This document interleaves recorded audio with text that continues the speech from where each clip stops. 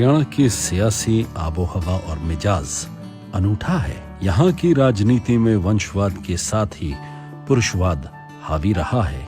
यही वजह है कि यहाँ से देश की सबसे बड़ी पंचायत लोकसभा में अब तक 6 महिलाओं को ही पहुंचने का अवसर मिला है। हरियाणा की सियासत में चंद ऐसी महिलाएं हैं जो पुरुषवाद के भ्रम को तोड़ रही हैं। ऐसी ही चंद महिलाओं में शुमार हैं निताशा राकेश सिहाग। राजस्थान के साथ सटे ऐलानाबाद से ताल्लुक रखती हैं। रेत के टीलों में चलती आंधी भी जहां महिलाओं का घूंघट नहीं उठा सकती, उसी इलाके से ताल्लुक रखने वाली निताशा ने सियासत में एक अलग मुकाम हासिल किया है। वे भारतीय जनता पार्टी की महिला इकाई की सिरसा की जिला अध्यक्ष रह चुकी हैं। साल 2016 के पंचायत चुनाव में उन्होंने पंचायत समिति सदस्य के लिए अपने वार्ड से चुनौती को स्वीकार किया। सिरसा जिले में सबसे अधिक वोटों के अंतर से जीत दर्ज की। यह सब तब है जब निताशा के ससुराल और मायका परिवार से कोई भी सियासत में नहीं है।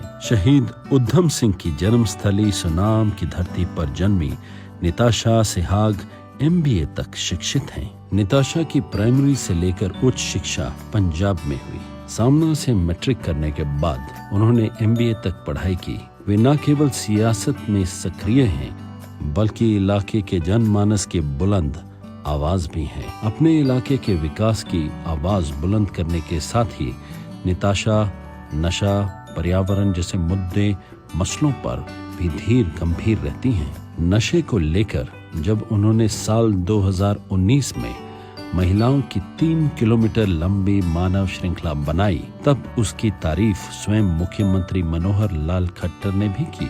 निताशा सिहाग, वो निताशा सिहाग बहन लगी हुई है इसी काम में। ऐलानाबाद के इलाके में जागरूकता उगती गांव-गांव में हम लोग अपनी यात्राएं निकाल रहे हैं, अवेयरनेस पैदा कर रहे हैं। और आज की हमारी यात्रा में 3 किलोमीटर लंबी ह्यूमन चेन बनाई उन्होंने, और ये बैनर हाथ में लिए हुए नशाबंदी, नशाखोरी को बंद करो, नशाबंदी लाओ। इसलिए उनका सहयोग हमने उनको भी कहा है कि आप जो सरकार का सहयोग चाहिए करने के लिए तैयार हैं। नशे के खिलाफ निताशा की ओर से चलाई गई मुहिम के चलते ही उन्हें हरियाणा सरकार की ओर से राज्य स्तरीय अवार्ड दिया गया। निताशा की शादी ऐलानाबाद के गांव खारी सुरेना के ठेठ जाट परिवार में हुई। पंचायत समिति सदस्य से राजनीति की शुरुआत करने वाली निताशा की संगठन व कौशलता को पहचानते हुए भाजपा ने उन्हें महिला मोर्चा सिरसा का जिला अध्यक्ष नियुक्त किया। राजनीति में कदम रखने के बाद उन्होंने पीछे मुड़कर नहीं देखा। देहात में वे महिलाओं की आवाज बनी। वहीं राष्ट्रीय और अंतर्राष्ट्रीय मंचों पर उन्होंने महिलाओं की आवाज को उठाया। 9 अप्रैल 2018 को दिल्ली में भारतीय उद्योग परिसंघ के वार्षिक कार्यक्रम में उन्हें वक्ता के रूप में बुलाया गया। इसी मंच पर संबोधित करने वाली हरियाणा से एकमात्र वक्ता थी। इसी मंच से केंद्रीय मंत्री निर्मला सीतारमण और केंद्रीय मंत्री सुरेश प्रभु से लेकर उद्योग जगत की नामी हस्तियों ने अपनी बात रखी। वहीं निताशा ने मंच से पिछड़े जिलों में बदलाव विषय पर तार्किक और तथ्यपूर्ण तरीके से अपना वक्तव्य रखा। जैसे कि मुझे एक विषय दिया गया है कि जो हमारे पिछड़े हुए जिले हैं उनका विकास हम कैसे कर सकते हैं। अभी कुछ ही टाइम पहले भारत के नीति आयोग ने कुछ 100 के लगभग ऐसे जिलों की घोषणा की है जिनको पिछड़ा हुआ जिला माना गया है। उसके लिए उन्होंने कुछ पैरामीटर्स तय किए थे, जिसमें health, education, basic infrastructures, agriculture, land, water resources, investment और डेवलपमेंट क्या है। मैं उसी हरियाणा में से हूँ जिसके एक जिले मेवात को इन्हीं पिछड़े जिलों की लिस्ट में शामिल किया गया है। मेरे निजी अनुभव हैं, तो उन्हीं निजी अनुभवों को लेकर मैं कुछ बिंदुओं पे आपसे चर्चा करना चाहूँगी।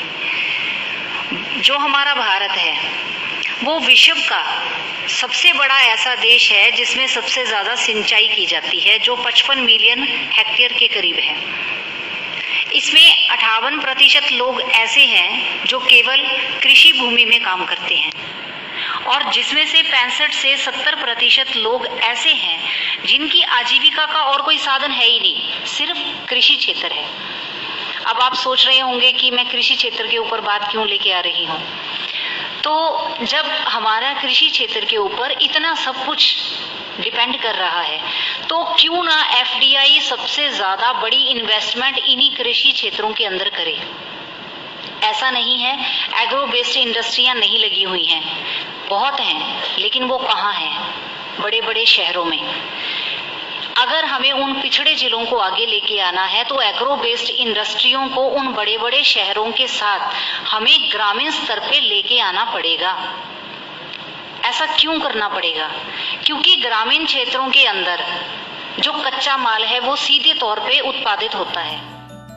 इससे पहले मुंबई में हुई वुमेन फोरम में भी नताशा का चयन हुआ।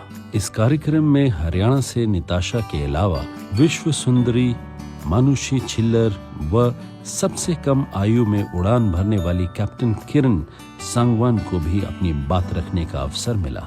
नताशा ने मुंबई में नामचीन महिला हस्तियों के साथ मंच साझा करते हुए सामाजिक बदलाव की कहानी विषय पर अपना पक्ष जोरदार तरीके से रखा। यही वजह है कि नताशा नारी सशक्तिकरण के नारे को बुलंद करने वाला एक चर्चित चेहरा बन गई हैं। दिल्ली विश्वविद्यालय में उन्हें इंटरनेशनल वुमेन अचीवर्स आदर्श महिला अवार्ड से भी सम्मानित किया गया। अंतरजातीय शादी करके नताशा ने सामाजिक समरसता की मिसाल भी कायम की। नताशा में महिला उत्थान का जज्बा स्वाभाविक है। महिलाओं के हितों के पोषण के लिए उन्होंने भारतीय नारी शक्ति मंच का गठन किया। इस मंच के जरिए नारी शिक्षा, महिला सशक्तिकरण व स्वावलंबन के लिए जागरूकता अभियान चलाया। प्रधानमंत्री नरेंद्र मोदी के मन की बात ने नताशा को प्रभावित किया। उन्होंने इस कार्यक्रम के तर्ज पर कन्या स्कूलों में जाकर बेटियों को शिक्षा के प्रति प्रोत्साहित करने की मुहिम छेड़ी। भाजपा जिला अध्यक्ष के रूप में उन्होंने पार्टी की नीतियों का न केवल प्रचार प्रसार किया बल्कि महिला मतदाताओं को जागरूक करने का अभियान चलाया। उन्होंने शहर की गली मोहल्लों से लेकर गांव के चूल्हे चौके तक पहुंचकर महिलाओं को सियासी गतिविधियों से जोड़ा। महिला मोर्चे की पूरी टीम के साथ मिलकर नताशा ने चूल्हे से चौपाल तक कार्यक्रम चलाया। इस कार्यक्रम में महिला मोर्चा ने हर गांव और हर बूथ तक पकड़ बनाई। नशे को छोड़ो, रिश्ते जोड़ो मुहिम के तहत गांव-गांव में दस्तक दी। अब नताशा का एक ही संकल्प है, विकास में पिछड़े ऐलानाबाद की तस्वीर को बदलना। राजनीतिक वंशवाद, मुद्दाहीन सियासत ने इलाके की तस्वीर को धुंधला कर दिया है। यहाँ से बेशक राजनीति के बड़े चौधरी विधानसभा में पहुँचे, लेकिन इस इलाके की तस्वीर नहीं बदल सके। नताशा इस इलाके के विकास को लेकर एक विजन रखती हैं। उन्हीं से जानते हैं हल्के का मास्टर प्लान। मेरा जो क्षेत्र है वो एलनाबाद विधानसभा क्षेत्र है, जो कि राजस्थान से सटा हुआ एरिया है, जिसमें बहुत सारी ऐसी ज़मीन है जो वीरानी पड़ी है। अगर इसमें एग्रो बेस्ड इंडस्ट्रियां हम लगा पाते हैं तो इसमें हमारे हल्के को विकास की जो दर है और गति लेती है। पिछले कुछ समय पहले मुझे CII के मंच पर जाने का मौका मिला, जिसमें काफ़ी देशों से उद्योगपति आए हुए थे। उनसे जब मेरी इस बात को लेकर चर्चा हुई तो उन्होंने अपना इंटरेस्ट भी दिखाया कि वो इस एरिया में आके एग्रो बेस्ड इंडस्ट्रियाँ लगाना चाहते हैं, जिससे हमारे किसानों को तो लाभ होगा ही होगा, साथ में हमारे जो युवा साथी हैं उनको अपने घर के नज़दीक रोजगार भी उपलब्ध होगा। दूसरा बात करें हम महिलाओं की, महिलाओं को स्वावलंबी बनाना बहुत ज़रूरी है और उसके लिए सेल्फ हेल्प ग्रुप एक बहुत अच्छा माध्यम है। मैं इसमें लंबे समय से कार्य भी कर रही हूँ और बहुत सी महिलाओं ने सेल्फ हेल्प के ग्रुप के ज़रिए अपने आप को स्वावलंबी भी बनाया है और उनको रोज़गार भी मिला है। बेटी बचाओ बेटी पढ़ाओ, ये सरकार का एक बहुत बड़ा एक विषय रहा है और इस पर सरकार ने बहुत अच्छा कार्य भी किया है। मेरे हल्के के अंदर 2 महिला और कॉलेज अगर हो पाते हैं तो उसमें महिलाओं को साथ साथ हमारी बेटियों को, बहुओं को शिक्षा का जो है वो बिल्कुल घर के नज़दीक मिल पाएगा। और बात करें हम आज फसल के साथ साथ हमें नस्ल को बचाने की बहुत ज़्यादा ज़रूरत है। इसमें नशे से हमारे युवाओं को बचाना बहुत ज़रूरी है। इसमें मैं लंबे समय से कार्य भी कर रही हूँ, जिसमें हम घर घर जाकर, गली गली जाकर, हर मोहल्ले, हर गांव तक हमने नशे छोड़ो रिश्ते जोड़ो मुहिम को आगे बढ़ाया है।